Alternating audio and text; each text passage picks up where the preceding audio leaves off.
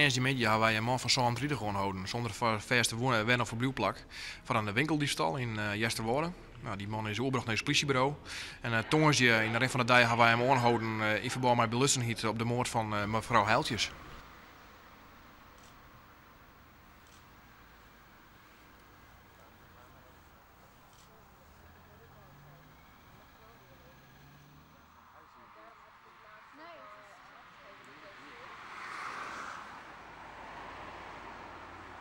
De zaak is dus lang nog net roen, er moet nog heel veel wat gebeuren. Vandaar dat we vreed de hele tijd waanden was binnen met al die huiszittingen op verschillende locaties om bewijsmateriaal te vinden. In wat voor huizen hij hem zocht? Nou, dat binnen Wenningen wat deze man verbleun had. Dat is een man zonder verste wen- of verblijfplak.